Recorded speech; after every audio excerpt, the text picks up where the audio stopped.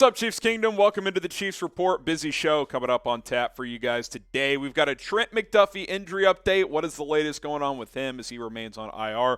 Also, Kansas City brings back a familiar face. Who is that player? We'll cover that also. And then more injury stuff beyond Trent McDuffie. The Week 5 injury report. The first one of the week is the Chiefs face the Raiders on Monday Night Football. We'll tell you who's banged up. We'll tell you who's getting healthy. We'll have that all covered for you guys. So stay tuned. We'll have you guys covered on all that. Plus, subscribe to the channel. Let's get to 33,000 subscribers as soon as possible here on the Chiefs Report. The support recently has been amazing. Let's keep it going here on this channel. Busy show coming up here on the Chiefs Report. Stick around as we'll have you covered.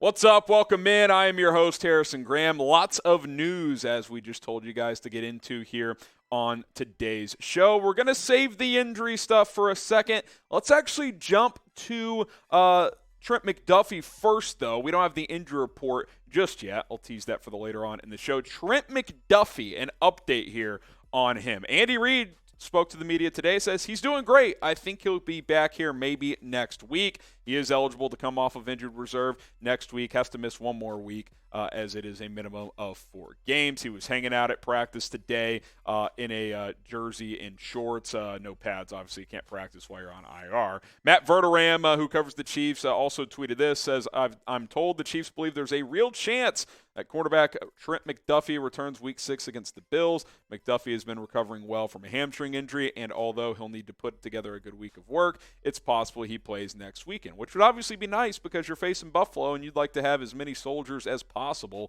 for that matchup. The good news is you've been holding up well in the secondary.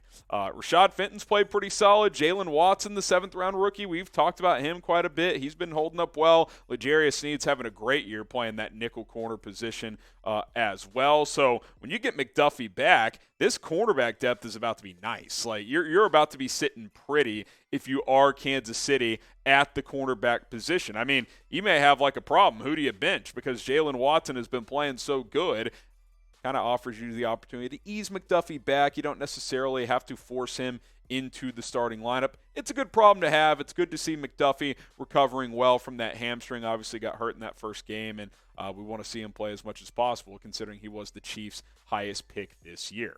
Now, who is going to be the odd man out in the secondary for Kansas City? Type TM if you think it's going to be Trent McDuffie. Type RS if you think it's going to be Rashad Fenton. JW if you think it's going to be Jalen Watson. Let us know who could be the odd man out. They're not going to bench L'Jarius Sneed when McDuffie comes back. Let me know what you guys think down in the comments. Now we take a look at the current injury report. Obviously, McDuffie's on IR, so he doesn't factor into this week. Harrison Butker did not practice on Thursday. More on that in a second.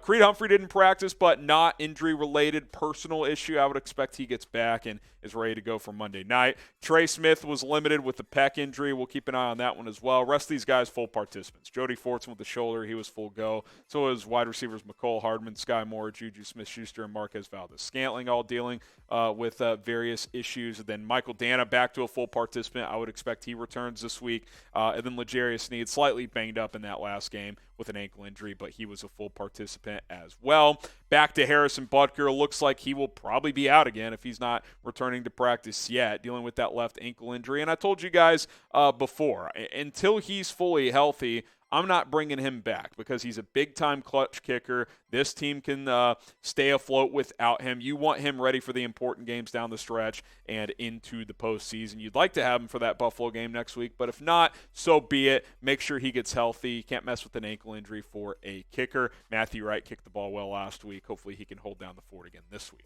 BetUS, the place to go to bet on this game between the Chiefs and the Raiders, plus all other games all season long. All you got to do, go to chatsports.com/ChiefsBet. Use our promo code Chiefs125. That is chatsports.com/ChiefsBet. Promo code Chiefs125 to get 125% deposit bonus. Vegas likes the Chiefs this week. 7.5-point favorites at home.